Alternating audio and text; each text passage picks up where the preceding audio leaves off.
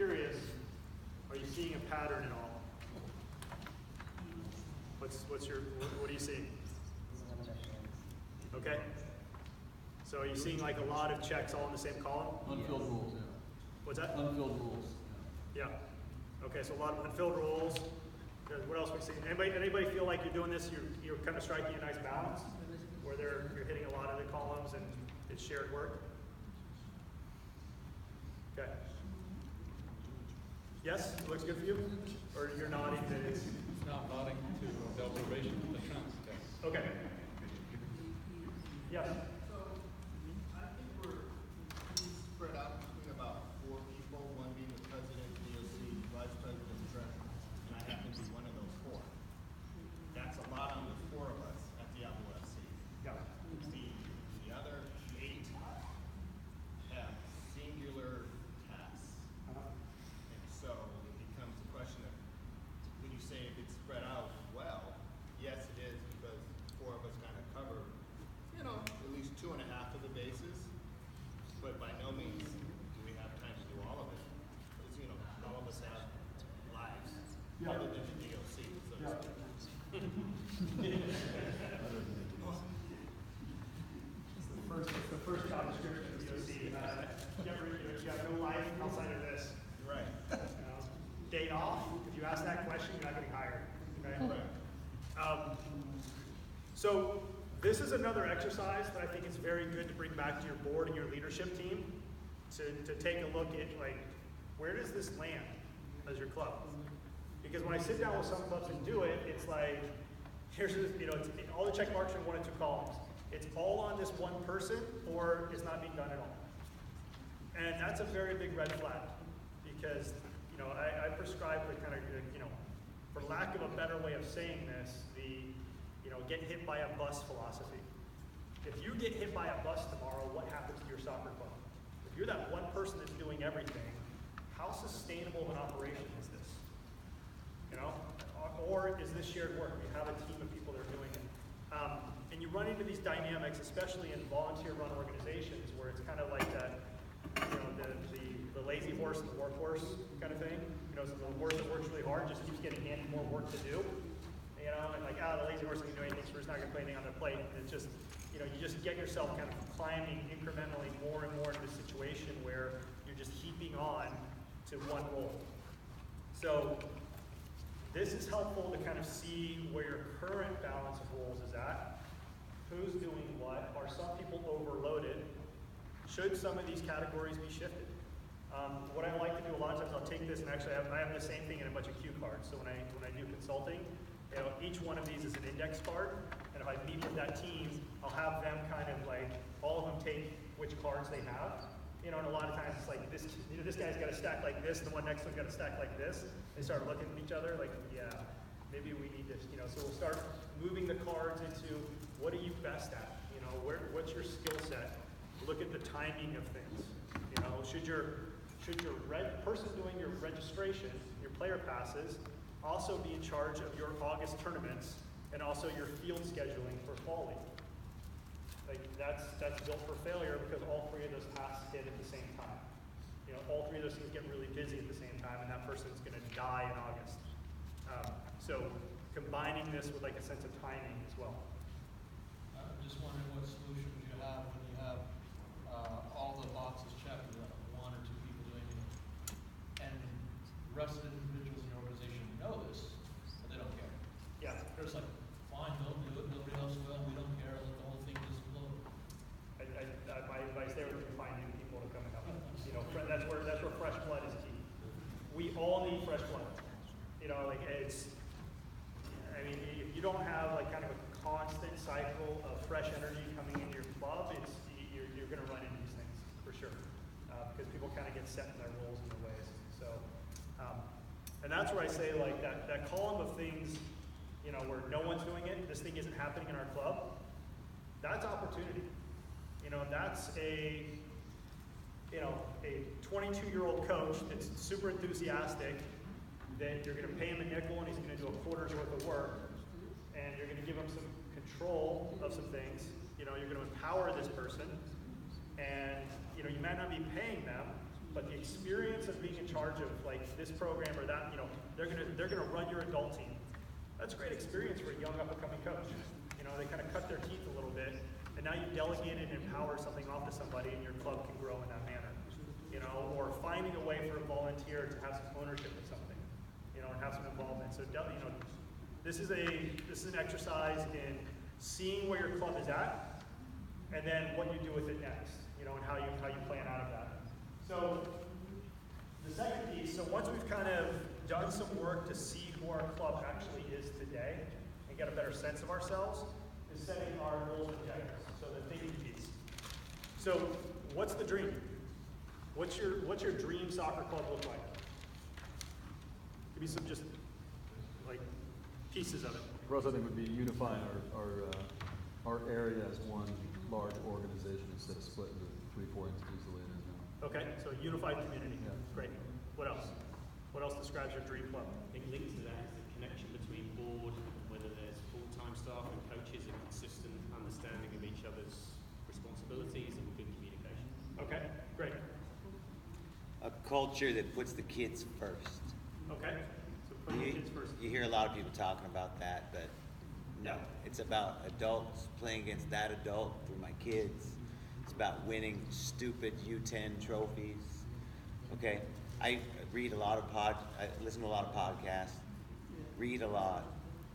If in Belgium they're not keeping results until 14 years of age, in Sweden they're not keeping results until 12 years of age, why do we have state cup for 10-year-olds, for example, right? And kids and parents running all over the place to play games, to win trophies, right? What does that do to a kid's life? What does that do to their family life, right? Can't go camping, can't go to family vacations because they got to go to these tournaments and stuff, right? A lot of adultification of youth sport has to be dealt with. Okay. And that would be great in a community where they are putting the kids first. Okay, so your dream club is a club that puts those things in perspective and has a balance. And has an inclusive approach. If in Iceland they say as many as possible, for as long as possible, in the best environment possible, why do we have things called tryouts? Why aren't they called evaluations? And just place kids. Instead we tell an 8 or 9-year-old, we don't want you because you can't help me win a trophy. This culture is bad. It's wrong for children. And there's too much of it in U.S. club soccer. And U.S. soccer has said we're not doing it right from U6 to U12. How many clubs know the player development initiatives? How many even know the U.S. soccer mandates, right? About what we need to do with kids. So that starts at the top. The people creating the culture are the DOCs and the president. Okay, great. And sorry, and name and club? Brian with Alternativo and Tracy. Okay. So I think, here's where, on this piece, don't be afraid to dream. Like what's your dream of your club? Our own field complex with our own clubhouse overlooking the fields with lights and turf and, all the beautiful bells and whistles. That's one of my dreams. I want my club to have that. I want soccer to be free. I want kids to pay. I want to have competition be more local. I want to have, connected into the community. I want to be a source of pride for the community. So set your dreams up as part of this thinking piece. Think about what a club can be. And I think this is where, from the NorCal perspective, we believe very strongly in having an international experience and perspective on the game, and especially when it comes to soccer clubs. Because when you go outside of the U.S. and you go to clubs with some history to them, you see very quickly, like, we're just scratching the surface of what a club can be. And it's so much more than just providing soccer. A club it's a pillar of a community. The same way the school is a pillar of a community, the church is a pillar of a community, that local bar on the corner that everybody goes to is in its own way a pillar of the community. A club is a place, it's a gathering point where everybody comes together. I married into a rugby family. My wife's from the UK, hardcore rugby family. They're very disappointed she married a footballer. It's a big source of family tension. And we went back recently, we just had a baby, we brought back to meet the family, friends, that kind of thing. And they had a big family party. Guess where the family party was? At the rugby club. You know, her father was the president of the rugby club, her brother played at the rugby club, she grew up, you know, at the rugby club as a little kid. Her first job was tending bar at the rugby club when she was like 13 or something. Don't ask me how that's okay, but, you know, England. You know, and it's one of these things where you go there and it just has this sense of history and culture, you know, and these pictures of teams from decades and decades ago all over the walls and old trophies and banners, you know, and there's people just hanging out there. There's no game going on. You know, it's off season and it's alive and vibrant because that's a place in the community that people go to and have a sense of belonging and being a part of a community. The concept of a club going somewhere else, a pro sport franchise going somewhere else, is bizarre pretty much everywhere else in the world. You know, they look at us like we're insane when they hear stories about the Raiders are going to Vegas. What do you mean one of your sports franchises is moving somewhere else? Like, who else does that? Where else does that go on? It can't be moved because it's rooted in concrete.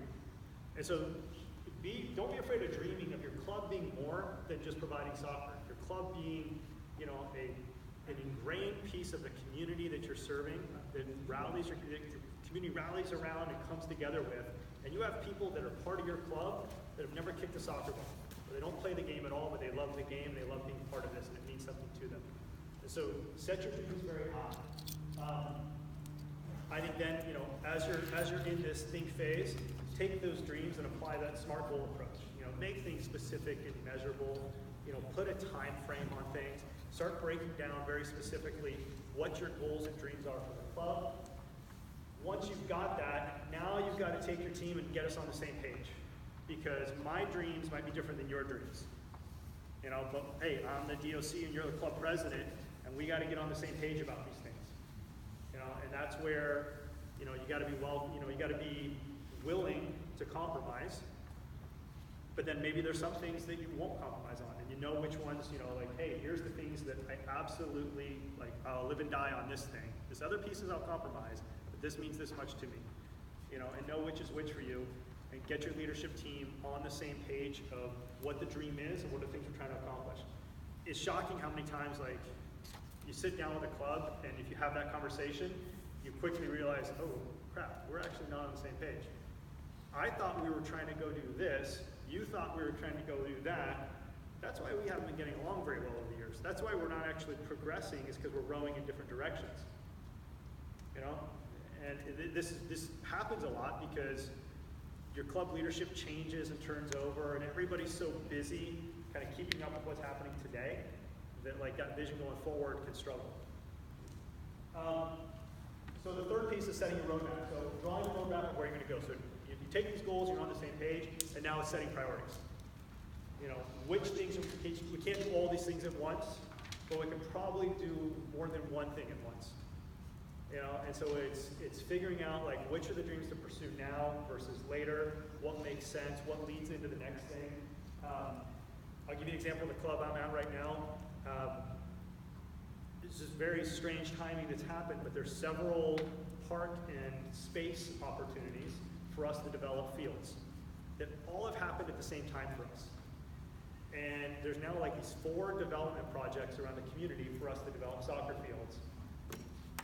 It's insane for us to chase 4 field development projects at the same time. Like, that's so far beyond any of our capacity or bandwidth to do.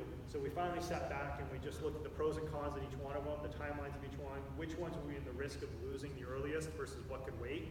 And we've put on the back burner some opportunities to build soccer fields, simply because, like, hey, we've got to just narrow down on getting this one done first. And the part of the idea of what put the first thing first was that this is a proof of concept. We're going to go prove that we can do this and be successful. It's going to strengthen our hand in chasing that bigger one. It's going to strengthen our hand in chasing the bigger one after that. And so you be a little strategic in your prioritization. Set the timelines, then staircasing your goals. I'm going to skip that as like an exercise, but just take it as your homework. One of the things I'd like you to do, kind of coming out of here, is I want you to write down 3 goals for your club. 3 things that come to mind of, like, here's 3 things I want to achieve, and then do the staircase exercise, where I'm going to take this big lofty goal. I want a 2-field complex, turf and lights in the clubhouse, Great. Okay, where are you today? What does that look like? And then what are all the steps they're going to take to get from point A to point B? This is accomplishable, not by tomorrow. And not if you just kind of look at it as this one big chunk thing, because that's very intimidating. But if you take it in lots of little steps to get there, all of us are capable of getting there. Some of us in short term, some of us maybe it's 20 years down the road. You know, but these things are doable if we break our goals down. When we set these objectives, and a big part of the draw planning piece and the roadmap piece is what are your alternate routes?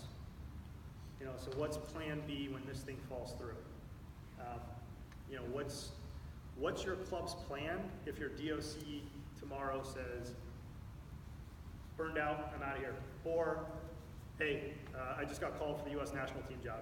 So thanks, but I'm gonna go coach the national team or whatever. They get a big promotion, they leave, they move. Do you have a plan in place for what you're gonna do with your soccer club if that thing happens to you?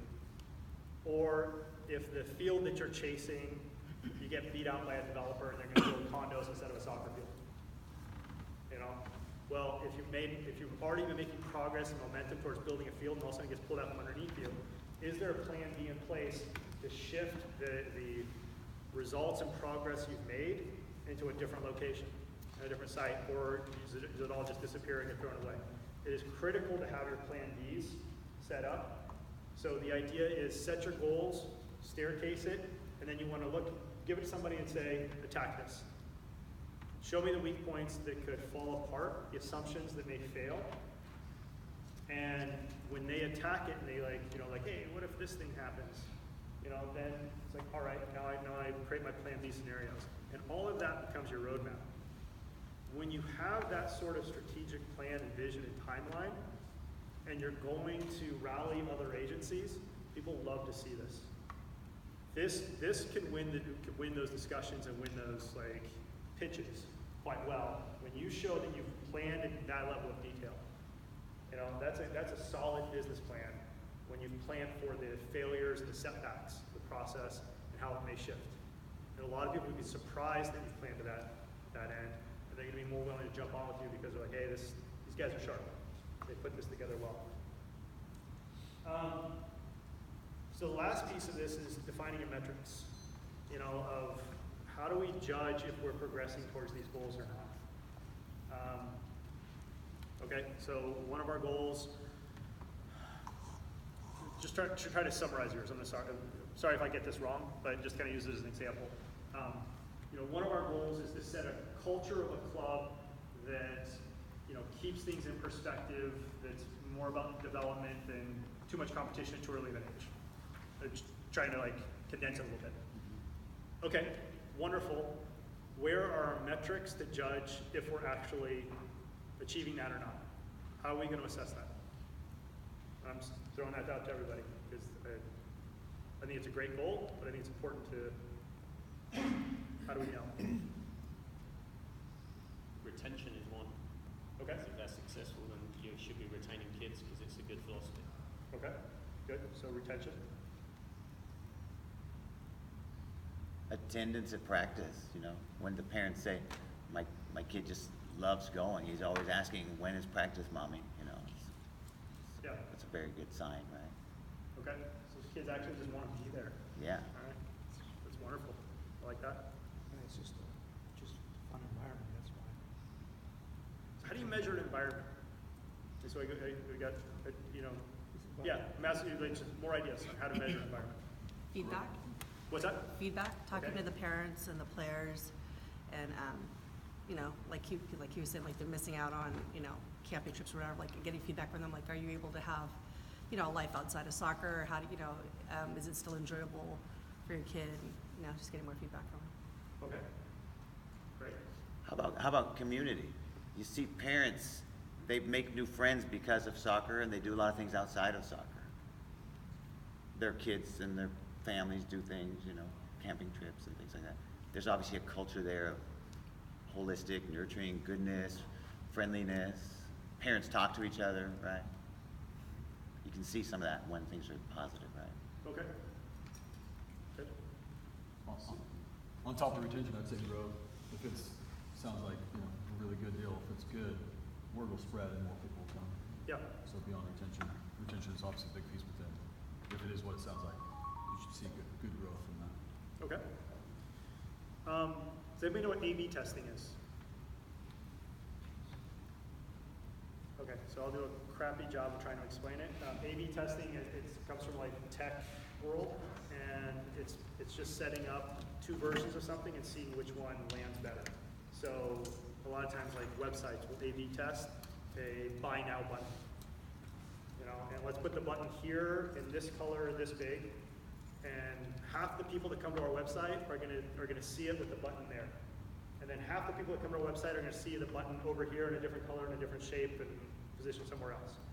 And let's let those two things run for the next 4 months, and then see, is there a difference in the data of how many people bought things or donated, you know, whatever it was, off the placement of a button. I mean, and companies do this. You know, website companies and, you know, Amazon, A/B tests like crazy, you know, to get our money, you know, sharper and sharper, you know, about running the business.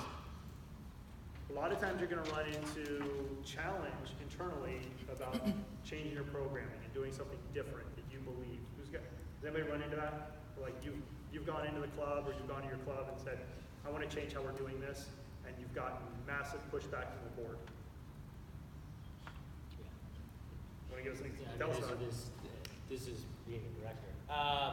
But yeah, no, going into a new environment that necessarily didn't understand, coming from the Bay Area where people are a little bit more sport educated or basically college educated, and then more to a commuter or growing suburban community where it's first-time home buyers, a lot of blue-collar workers, or people who are moving in from different areas, and trying to set the culture that we had here, there was a lot of pushback.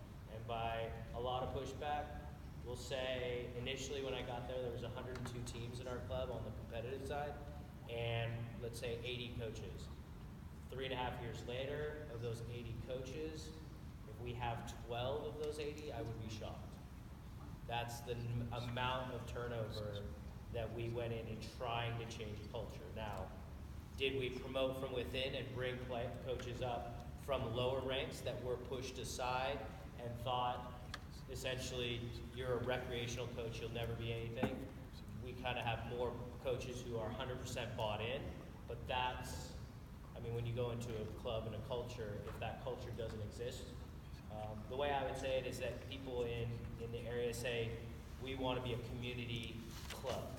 Well, they define their community by their friends, by their family members, by their kids that they coach, and it wasn't all inclusive. And so because it wasn't all inclusive, when you tried to make it inclusive, there was a lot of pushback, like, no, we don't want those people with us. And that's what we dealt with. So it's, yeah. different model. So you get these, you know, change is tough. People hate change. You know, I mean, it freaks us all out, right? So one way to approach change is using A/B testing to kind of prove yourself, or sometimes you prove that yourself, you prove you're wrong, so you got to be willing to accept, like, you know, sometimes you have these great ideas that backfire. So, you know, my former club, one of the things that happened when I got there is they were playing their U8s and U7s 11-11 soccer. Don't think I agree with this, guys. You know, like, this is a little excessive. You know, everything you read is best practices not to do this. They should be playing smaller sides. And man, I had a couple board members that were just like irate at the idea that we're going to not play real soccer. Yeah. You know, like that was the pushback. And I saw right away this is going to be a huge battle. So I said, all right, let's do this. I'll split it with you.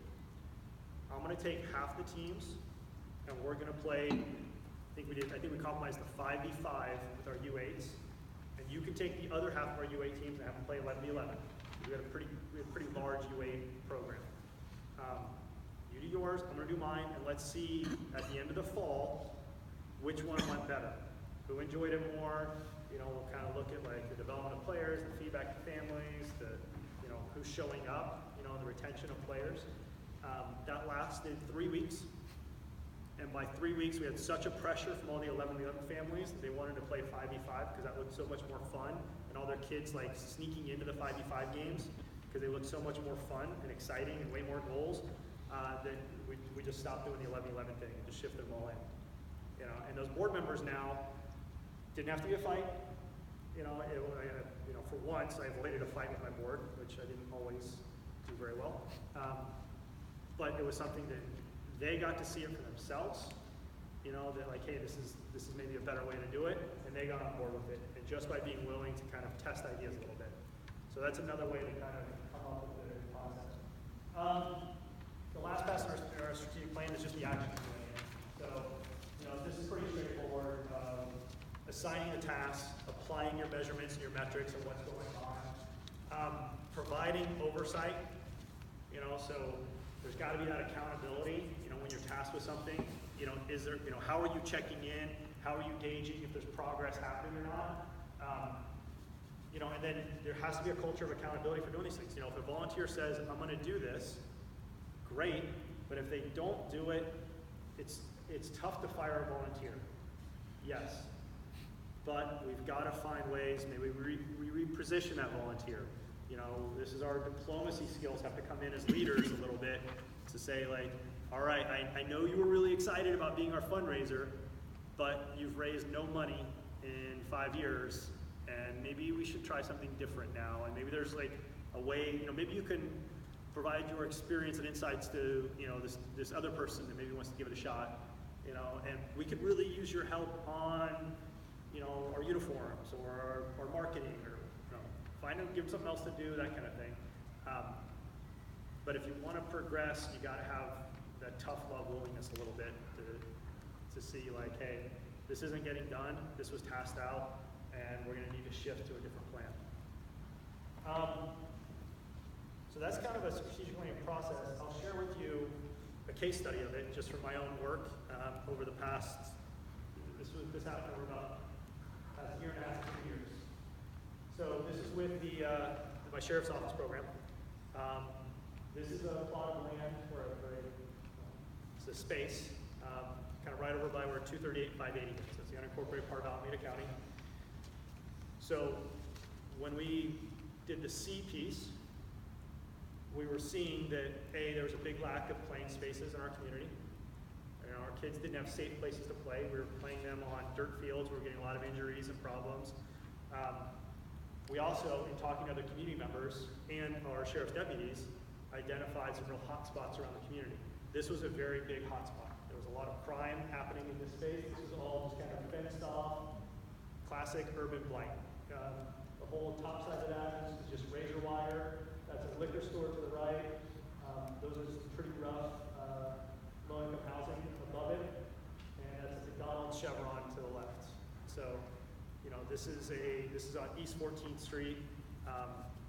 You know, it was a tough little area that the deputies kept getting called into problems there. So we saw, okay, there's a need, there's a problem. So we saw this. We saw this need, so we started dreaming. We said, hey, maybe we can turn this into something better. You know, let's get after it. So we had this vision of, why don't we build our own street soccer fields? You know, why don't we flip this into a better space? And so step 2 was, you know, we got the vision, and we started rallying people around it. And, you know, first we kind of went and talked to people that build soccer fields, you know, and build street soccer fields. And they were really cool, and they were great. And they were also hundreds and hundreds of thousands of dollars. And really shiny, awesome things they wanted to come and build, but it's like, dude, we don't have any remotely that kind of budget. So, you know, we kept engaging and talking to people and trying to, you know, come up with different solutions. So this is myself and a group of other sheriff's deputies. This is just, you know, sheriff's guys on their day off of work. And what we're unrolling is turf that was partially donated to us by Salesforce. Because I found out Dreamforce, the big Salesforce event they have in San Francisco, they order a ton of, like, actually pretty high grade turf to run this like 1 week event, so people can walk on nice fake grass in some parts of their event or their concerts. And then at the end of the event, they just get rid of it all. And they have this guy that, like, you know, he resells it as non-new sport turf. found this guy. Turns out his warehouse was down the road from where we were at. Turns out his car had been stolen 6 months earlier and recovered by our sheriff's deputies. So it's like win-win across the board. The dude was fantastic, said, we're gonna cut you a great deal on this, like massive discount, sent a couple of his guys out to teach us how to install turf, which turns out there's a little something to it. We didn't get it all right. So we went and we rallied community. We had community members coming and volunteering. You know, we got the turf at a fraction of the cost. We got infill at a fraction of the cost because we just kept asking for donations. And who knows who? You know, do you know anybody that knows this? And finally we found a guy who knew a guy who knew a guy that lived in the community. I was like, oh yeah, I can hook you up with a bunch of crushed gravel that we can come and dump it, you know, from our site. Nah, don't even worry about it. It's for the community. Awesome. You know, and so every little thing like that, the lumber to frame it got donated to us by somebody else we found that was like a construction project. They were pulling this lumber off of something, and it was just going to go to, you know, like wherever you go throw like construction waste. We said it's in good shape, it's fine. It's just, you know, they're reframing this whole thing. Awesome. Lumber came from, you know, so we found all these sources, and by the end of it, we built this. Wow. So that's our street soccer park, and the cost to it was not too bad. You know, I think all in, this ended up being, the soccer portion of it was around $40,000 that we put into the project. You know, the walls are, you know, you're driving on the freeway, those like retainer walls. Yeah, it's those. It's like the same, it's almost like, it's a different price. They kind of sell them as like portable sports walls, but it's pretty much the exact same thing. Just big, heavy plastic walls, and you know, you can kind of weigh them down a little bit. You know, they still move a bit. Now, if you go look really close at this thing, yeah, it's got some issues. You know, it turns out like grading and leveling something's harder than we all thought it was going to be. You know, we're some amateurs at construction on some of these things. But here's a project of seeing a need, rallying support, having a vision, getting other people behind the vision and the dream of creating something, and an outcome of creating something. There's a big mural on the wall. It's there for a reason. We got a grant for creative placemaking for art in the community. Well, soccer is performance art. It's artistic. It's self-expression.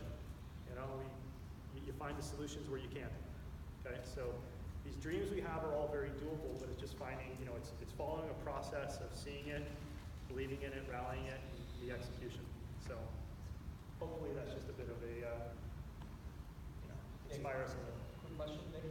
Yeah. So the land itself, how did you get access to it? Is it city-owned or? County-owned. County-owned. And it was just, you know, it just been sitting there. I mean, it was 2 days clearing liquor bottles and needles off that thing.